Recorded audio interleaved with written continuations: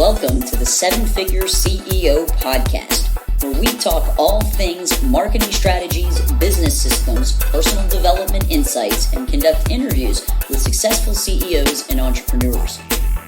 Learn the exact strategies on how seven-figure CEOs market and scale their companies with your host, Chris Rodriguez. Welcome, everybody, to the Seven Figure CEO podcast. Chris Rodriguez here with a very special guest, Josh Frye, BJJ black belt, fourth degree black belt in Taekwondo, black belt under the Duke Roufus Kickboxing Association, the USA director of the Krav Association, and the owner of the Grounds MMA Academy. My client, my good friend, welcome. I'm so pumped to have you here. It's awesome to be here, Coach Chris, and thanks for having me. Yes. So tell our listeners a little bit about Josh Frye, how you got into martial arts. I know you have an extensive background, and then a little bit about how the Grounds MMA Academy came about. Sounds good. My mom was a single parent. I watched the Karate Kid movies back in '85, and I was kicking my grandma as she was working in the mills up in Chicago, welding. And I was kicking my grandma a lot. My grandma says he needs to do something. And my mom's like, well, let's get him into the after school program. There was like an after school YMCA thing back in 1985. I did Taekwondo. Back then there was no kids. It wasn't like it was. It was just the start of that phase in the mid 80s. So I started Taekwondo. And then from there, I was a lifelong Taekwondo practitioner until the late 90s. I got into kickboxing and started falling in love with the UFC and wanted to learn Jiu-Jitsu, but no one could teach me. And then from there, I got into some Krav Maga that kind of opened my eyes to change from the traditional martial arts. And then I fell in all things combat, kickboxing, cage fighting, all that fun stuff. And then from there, I started always was teaching martial arts my entire life since I was 15. My original instructor actually got killed in a car accident, and I was one of his black belts. And so he had no one to run his school. So me and another guy named George Faley up in Valparaiso, Indiana, started to actually teach some of his classes. And that's when I got the bug that I love teaching at 15. And then from there, I became a school teacher, went to college, all that fun stuff. And then started a family, and then always wanted to really, open my own school. And I was renting a room for one of my friends' Taekwondo school in Naples, and I was teaching a program there. And I realized, you know what? I'm getting older. I'm in my mid 40s. At that time, I was in my, mid 30s, and I was like, I need to open up this school. So I just took all my savings from being a school teacher and opened up the Grounds, and here I am today. You and I actually have a lot of similarities. We both started in Taekwondo. We ended up falling in love with Jiu-Jitsu. We probably both got culture shock at the difference between how Taekwondo schools were ran in the 90s versus how Jiu-Jitsu schools were ran. We're both teachers as well. So, a lot of similarities and overlap. And, for me, when I opened my Jiu-Jitsu school, I felt like there were certain aspects of the Taekwondo school that I definitely wanted to bring over. And then there were certain aspects that I didn't. Talk to me a little bit about the Grounds MMA Academy. What do you guys teach? What markets do you serve? Because you have this extensive traditional background, but you're also a BJJ black belt and also focusing on these newer, like Krav Maga and kickboxing. So talk to me a little bit about the Grounds and what you guys do there. So working in Taekwondo for years, I wanted to do something different. I was burnt out. I was in college. I paid my bills teaching Taekwondo and helping one of my friends' school kind of grow. And through that, I just, got burnt out with the kid classes and the structured curriculum so much that when I fell in love with combat martial arts, I wanted to do things differently. I really want to focus on adult teaching and being an expert adult teacher because, I think teaching kids can be fun and easy and rewarding. But I think that, be able to retain adults and get a lot of adult members is hard to do.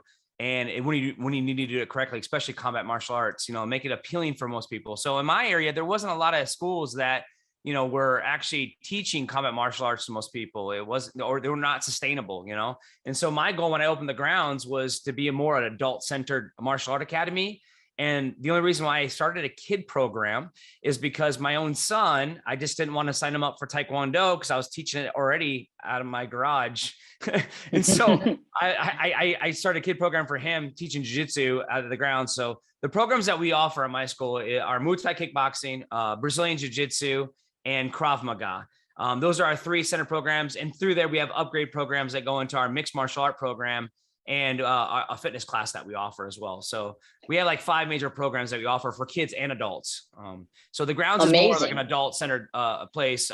Right now, I just got off the phone with my my program director, and we just hit the 402 actively enrolled members as of today. So I'm pretty excited. Yeah. Yeah, I know. Yeah. And I know you guys have been sitting at that 300 to 350 for a while. You know, a good period, which is a ridiculous amount of students. So congratulations on hitting that next milestone.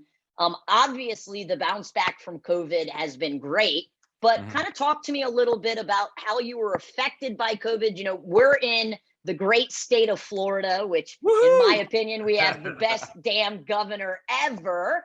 But there are still schools, there are still schools all over the country that are still really feeling the effects of COVID. So talk to me about how were you affected by COVID, and, you know, what was your game plan to really get through that?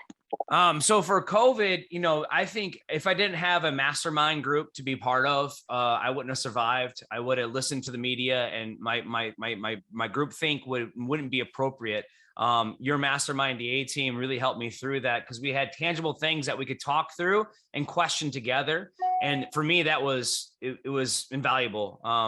When COVID did happen in Florida, it was only, we're closed for a couple of months. During those couple of months, I lost 60% of my business and 40% still there. Yeah. And, you know, adult memberships, you know, kids will tend to stick with it, but I had mainly adults. You know, 80% of my clientele then were adults. And so I lost pretty much everything. I did have the day job, so thank goodness for that. And from there, you know, I still had my staff. I put all my money that I had to keep my staff going. And we transitioned to Zoom right off the bat, try to maintain what little kid program I had and adults we had. And then doing just more value, doing shows, trying to interview my coaches and trying to keep people engaged during the time we were closed.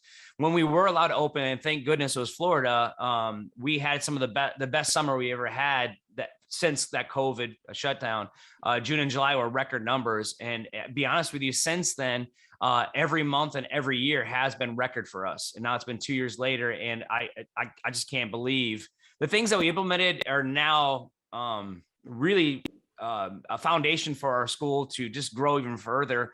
Because, you know, we're focusing on the right things, you know, retention, we're focusing on, you know, renewals, we're focusing on, you know, a better service and value for our students. So. And to me, you know, one of the things that I think is so amazing about you, Josh, is you have a full-time job as a teacher, and your school is completely making enough revenue to be able to support you and your family. But you've invested so much time, you know, and especially the retirement aspect of, you know, being a teacher for as long as you have. How is this possible? You have a full-time job, you have 400 students. Yeah. What's the secret? I think for me, I don't know how I do it some days. Sometimes I got to take a deep breath, but I wouldn't have it any other way. I think, you know, it does get tiring. I'm getting older. I mean, this is my 22nd year teaching in Lee County Schools in Fort Myers, Florida. And I'm passionate about teaching. So I love that groupthink. I love having a captive audience, no matter what age. But the martial arts is my passion. It always has been. And I think what keeps me going is, you know, my staff. You know, I didn't have a team 3 years ago, and now I want to level up for them. And I think I know my role as a CEO. I need to, you know, be more of a leader for them and make myself and the way that I handle my time management better, so I can address the needs that they do. And as they grow, I grow. And it's common sense. Like, you know, if you really care about it, you know, you put back into your team and your leadership team, and they'll put back into the students. And it's like a beautiful like pyramid scheme. You know, it's like I work my butt off for them. They work the butt off for me. And then, you know, our students work the butt off for us. And it's like, that's how it keeps growing. It's like, it's our team, you know, it's giving back to them. And if I didn't have my team at this point, I couldn't keep doing what I've been doing for 22 years. I've had the grounds has been open for over 8 years now.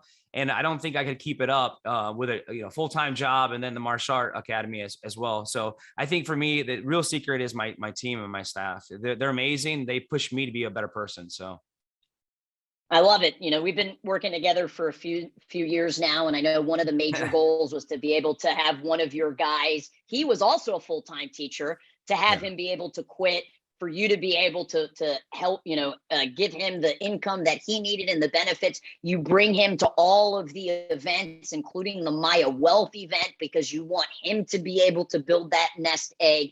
So it's been really awesome watching you help to develop these rock star team members that are able to really take ownership in what they're doing. So that I love marketing, so I got to shift gears and talk a little bit about marketing. What makes the grounds unique? If you had to say, like, this is our unique selling position, how do you position yourself in the eyes of your customers? What makes the grounds unique? All right, so our demographic, I think, we are an older community in Lake County, so we really focus on, the 25 to 45-year-old for our kickboxing and Brazilian Jiu-Jitsu. And we also have a college market. But I really think it's about being known. And I think our social media regimen has been consistent for over 5 years. We consistently put out content on our Facebook and our Instagram page to the point where now it's so routine that our staff understands it, and that we have our own unique little shows, like for What's Up Monday, our Tech Tuesday, Word of the Week Wednesday, our Kicking It Thursday. I know these shows that we do, and not just me, because I don't want to be just the face of the brand, my staff and my team also. And then some of our students, we continually put out content all the time. And because of that, I think we're becoming known in our area, and other people outside our area start to take note of what our academy is doing. So I think really the regimen of putting out valuable content, not just memes and pictures, if that makes sense. Sure. Yeah. Amazing. So, I know the answer to this, but I'd love for you, right? There's many different types of marketing, right? Whether it's community marketing, partners in education, social media marketing, Facebook ads, Instagram ads, Google ads, going to, other businesses and developing business to business relationships, being a part of the Chamber of Commerce, all these different things, being PE teacher for the day, right? Yeah. What marketing efforts drive the most leads for you at the grounds? I think I think all of those are important. I mean, we do all of those, and we have PE teacher for the day. I'm part of the Chamber of Commerce. We just did an event about 2 weeks ago where we had a booth. We do all the things. I think it's a combination of all the things. I don't think there is one major thing. And that's the point. You have to organize it and make a plan. For me, though, I think it is our social media content on Facebook and Instagram. A lot of our leads come from those valuable hits on our website. So I think it's the Facebook ads in our Facebook content. But we do all the peer-to-peer stuff. I mean, everything, the booth. I mean, we just had a booth like 2 weeks ago. We PE teacher for the day. My whole staff took it over. We do all those things. You got to be relevant. You can't rest.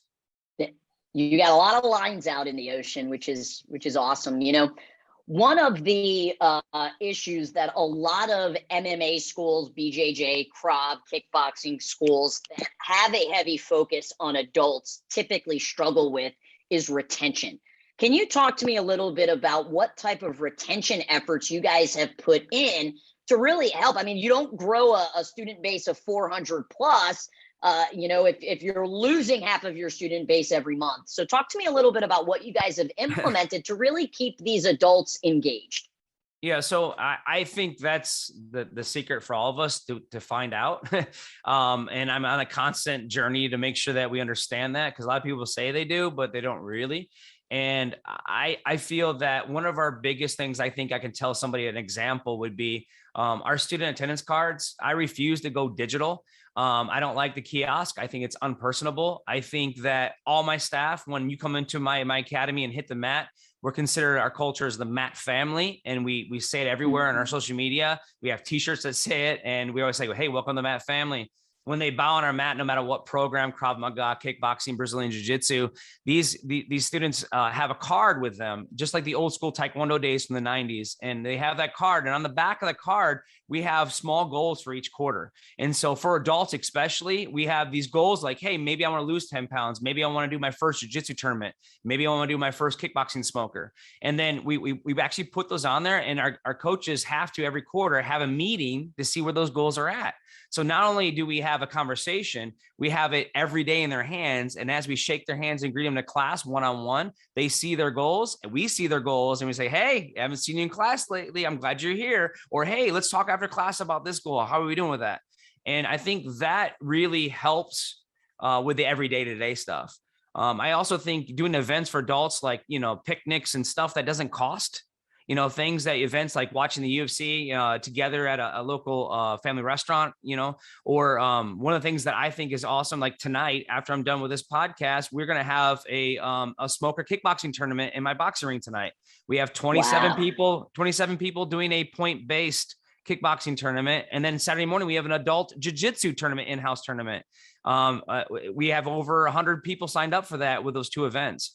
So I think it's about planning ahead and thinking about events that get your student base excited, and especially for adults. It's not just about kids all the time. So that is amazing. I think the attendance card hack, me, I'm a fan of the old school attendance cards as well. I just think there's so many positives to it. What a genius idea to really personalize the experience that each member is having, right? It's not just this cookie cutter. Where else are they going to get that type of detail and attention to their own goals? And then setting those meetings on a quarterly basis. I mean, just absolute genius idea. Got to ask the typical marketing question. This is, if you go into any of the martial arts Facebook groups, you're going to see this question in there. What offer do you typically push, right? Everybody wants to know, what's the magic offer?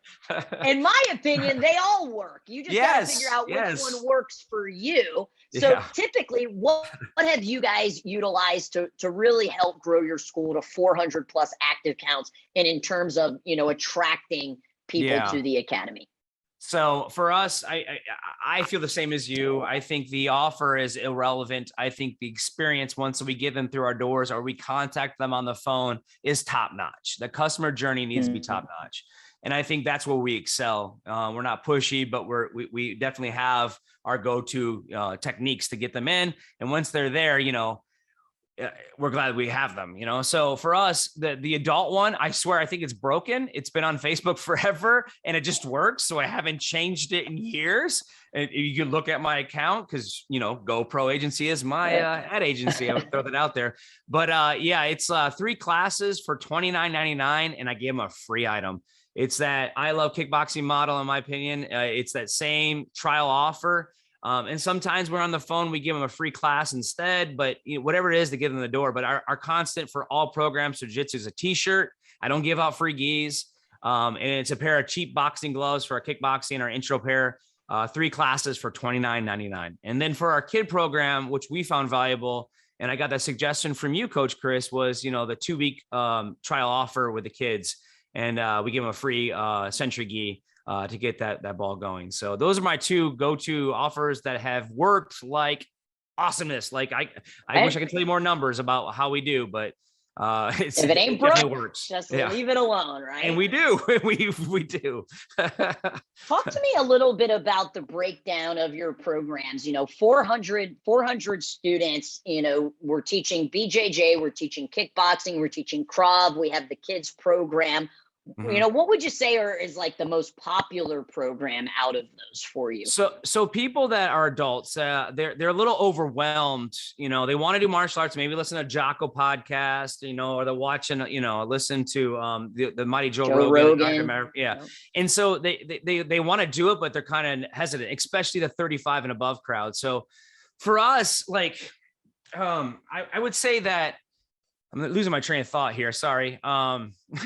Which program is kind of the biggest out of the kickboxing, the Krav, the jiu-jitsu? So our biggest program is pretty much tied. Our jiu-jitsu classes on a beginner class is anywhere from 35 to 52 on average for our one-on-one class. And then our kickboxing is around 30 to 50 as well. So it fluctuates each night. So they're packed mats. But here's the thing though, it's the one that gets them in. It's not the kickboxing. It's not the jiu-jitsu. It's actually our Krav Maga. Our Krav Maga program, because they don't know what they want, but they think they can do self-defense. It's not so intense, but they think it's awesome, and it is. But we get them in that program as our funnel. And then from there, they learn boxing and they learn a few grappling moves, kind of a watered down focus than, the hardcore focus in kickboxing and jiu-jitsu. And then we say, hey, it's time for you to upgrade. If you're really into it, you want to get better at striking, you want to get better at grappling, you get a little, frustrated over there in the Krav class. So why don't we upgrade you onto our jiu-jitsu program, and we'll get you better on the ground. And then that's what happens. Nice. And then they start falling in love because now they have multiple programs. It's that upgrade feature that really has made a huge difference in my bottom gross. So my bottom line. So I love it. That's it. Yeah. Can you talk a little bit about the ranking system that you use? Obviously jiu-jitsu, we've got, white, blue, purple, brown, black, just 5 of them. But I believe you also use ranking systems for your kickboxing and Krav. Can you talk a little bit about that and how important is that to the success of the program? I think as adults, especially adult programs, you have to have levels of where we celebrate them as a student. And sometimes we're adults, we don't get these moments of attaboy. We have to pay bills. We have to take care of our significant others. We have to take care of the kids. We're always busy, and we never have these moments where, like when when you're 16, you get celebrated as awesome birthday, or you turn 18, now you're a man, and that's it. We don't have these moments of rites of passage, I call them. And, as adults, we have to celebrate these rites of passage. And if they're a student at your school, you got to give them something to say, hey, we're really proud of you. This is not easy to obtain, but you've obtained it. So for us in Krav Maga, we do patches on combat shorts, levels 1 through 5. And then, students can see it as they wear it. It's not, huge bling like a belt or a uniform, but it works for adults. It's subdued just enough where it's like, yeah, that's my patch. I earned that. Awesome. In our Krav Maga, that's our patches. In our Muay Thai kickboxing Roufus sport, we just do certificates and we line up by rank, but there's no belts. There's no, just for our organization. So certificates and patches and, and a really, a speech, how much we appreciate them and why they're there, and show them, thank you for taking the time, and you know what, you deserve it because you worked hard for it. And we don't get those rites of passage much. And I think it's super important with adults, I love it. Can you, talk a little bit about what your responsibilities are as, the founder? What are you doing on a weekly basis, in your school? How many classes are you teaching, if you're still teaching? Just kind of give the listeners an overview of, here's this guy that's got a full-time teaching job and he's got 400 students. What role are you really playing? So for me, I'm definitely trying to embrace this last 2 years since post-COVID, the CEO mentality. So my main goal on Mondays is to get my staff right. So at 4:00, as soon as I'm done with my day job at the old college high school, I run home, I say hi to the fam real quick, grab my gear, and I head down to my gym. And I'm making sure that I have a really good level 10 meeting with my guys at 4 to 5 o'clock. And it really sets the precedence for the week. We look at numbers in our staff room. I got a staff room with everything on the wall, and we really just hammer that out. And I think, some days I don't want to do it because I'm rushing too much, but at the end of the day, that's the most important thing for my business is a meeting one-on-one to start the week off right. From there, I then, I teach MMA class. They started off the curriculum. They create the entire week right away at 6 o'clock. And then I teach BJJ 101 because I still want to see the jiu-jitsu. I love Brazilian jiu-jitsu. I love teaching it. So I teach that as well on Monday nights. So I teach 1 staff meeting and 2 adult classes on Monday nights. Tuesdays and Thursdays, I do 2. So that's 4 total. So I'm only doing 6 classes a week in 1 meeting. And then I try to touch base with my staff members one-on-one throughout the week. And so that's what I do for the gym. And I think the most important, thing is that you're doing this because you want to do it. Like, you have a plethora of people that could handle this for you. And, I was just doing a podcast with Matt Arroyo as well. We were talking a little bit about him beforehand, and he was talking a lot about lifestyle design and how that really should be a focus. Everybody has different definitions of what success is to them. And he still teaches a handful of classes, but it's because he really wants to. And I think that, as the CEO, that should really be what we aim for is, hey, we're doing this in our business because we want to do it, not because we have to do it. So I think it's amazing that you've reached that level. I also think the systems, we always hear about systems, like what systems? And so I wanted to make sure that I had my hands on my curriculum because I'm an educator and I love designing curriculum. And so for me, I didn't want to get rid of some of those kickboxing classes and some of my Krav classes. I don't teach as much. First, I got to let my team, do it without me. And if I'm not there, does it survive without me? And so the systems in place, the curriculum to design that is super important. So I wish I was there 10 classes a week. I'm only there 6 to 8 because I gotta test my systems. And as a CEO, I'm experimenting right now. What works with different personalities and what doesn't work for adults. And so to me, that I find that fun right now. It's not the money. It's not the numbers even. It's my staff, their lifestyle change, jobs into careers. And then it's definitely like curriculum. I love teaching martial arts the most efficient and best way for adults. So, and kids too. Our kid program is starting to grow. So yeah. Awesome. So let's drop a little wisdom on them. If you were to start all over again, what's the one thing you would do differently? Hire a staff. Hire a staff. I did it by myself, working full time for years. It wasn't until right before COVID, I started developing my staff. I had only 2 part-time employees, and now they're full-time employees with benefits and all the stuff that comes. They have got dental. Their insurance is better than my insurance for the college.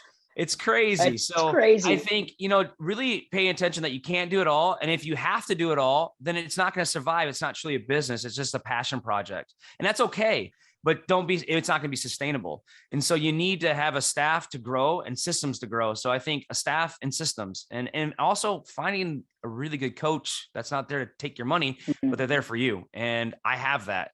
Thanks, Coach Chris. Thank you for the shout out. Josh, this has been amazing. Are there any additional nuggets of wisdom or insight that you'd like to share before we wrap up here?